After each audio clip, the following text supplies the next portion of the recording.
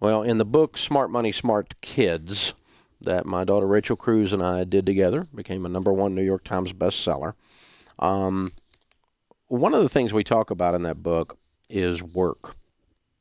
When it comes to how to teach your kids how to handle money, one of your jobs as a parent is to teach your child work.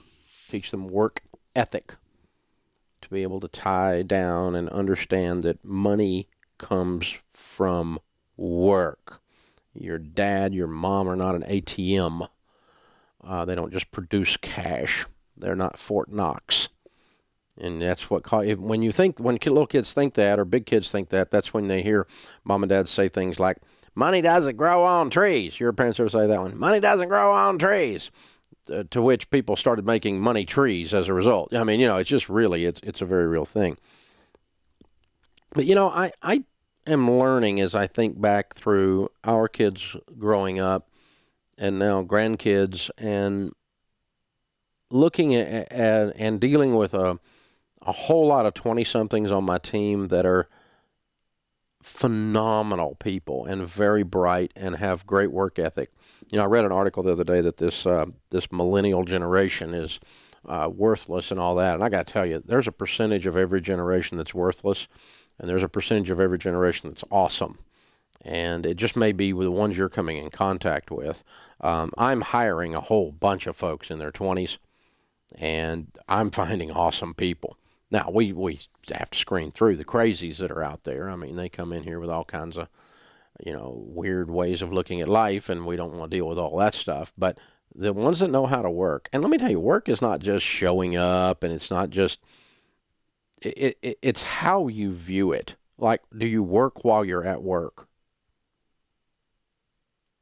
And, the way I think about it is this, and I'm kind of old school, and I'm kind of dinosaur, I'm kind of primitive, but do they dig out the roots of the dandelion? Or do they cut the top off of it? Now, if you've ever had a dandelion in your yard and it grows up, the whole top of the thing is little seed pods, right? And so as soon as you run over it with the lawnmower, you turn one dandelion into 500. That's what happens immediately. And so if you don't want a yard full of freaking weeds, then you don't cut a dandelion. You dig out the roots. And I don't know what the technical name for that little tool is with a little fork on the end of it, but it's a little hand tool. You can buy it at Home Depot or Lowe's or whatever. I always called it a dandelion fork. Now, I discovered a dandelion fork when I was about 10, 12 years old, and I was cutting grass in the neighborhood. And I worked for this man named Mr. Carnahan. And I kid you not, his nickname was Slugger. Now, you may not believe this, but it's the truth. Slugger Carnahan. Now, Mr. Carnahan did not like dandelions at all. And he didn't want any 12-year-old kid cutting his grass for $3 a pop. Boy, was I getting rich there. And he didn't want me cutting grass and spreading dandelion seed all over the place. So if you were going to work for Slugger Carnahan, you had to have a dandelion fork in your pocket. And you stop the lawnmower when you come up to the dandelion. You could still be running, but you don't run over it. And you step in front of it, and you do the work properly, which is dig the dandelion out by the roots. Now, I think a lot of you know that. Some of you don't. But how does that apply to your work? Because, see, you can mow the grass and knock the top off the dandelion, and it looks like exactly the same as if you dig the dandelion out by the roots when you finish the job. It looks exactly the same. But you and I know you didn't do it right, because you're going to have a yard that's a mess at the end of the summer full of weeds, because you're spreading the seeds of the weeds all over the place. And so you cut the top off rather than doing it right. Are you cutting the top off? See, that's not real work. That's almost like getting paid for the wrong things, isn't it? And I guess probably for some people, I'm Slugger Carnahan, because I got no tolerance for people who won't dig the stuff out by the roots. We believe in excellence around here, man. I mean, doing it right. That's a kind of work that's real work. Because it works on the short term, the yard looks good, and it works on the long term, the yard looks better. And you don't have to have a continuous fight with weeds in your business, in your life, in your career, in your marriage. Because weeds are everywhere in our lives. They're delivered to us on the internet. They're delivered to us by Twitter and by Facebook. They're delivered to us in the mailbox. They're delivered to us by 5 million commercials over the television show that we shouldn't have been watching in the first place because it was trash to start with. They're delivered to us in the newspaper. They're delivered. Weeds are people. Your friends will bring you weeds, and thought they were being friendly. Weeds are everywhere in our lives,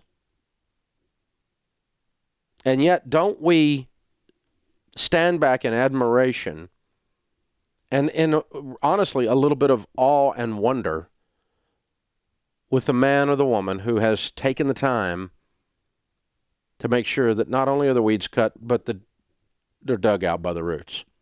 The weeds in my life are not just cut off to where they look good from the outside, where the outside world looking in feels like, oh, they've got it together. But no, by God, they got it together all the way down. It's real character. It's not a facade. You know, the millennials, one of the words they use for that kind of stuff is so-and-so is authentic. They're authentic. Translation, they're not fake. Translation, they're not a freaking hypocrite. They're real all the way through. Is your work real all the way through? If you owned a business, would you be glad you worked there doing work the way you do your work?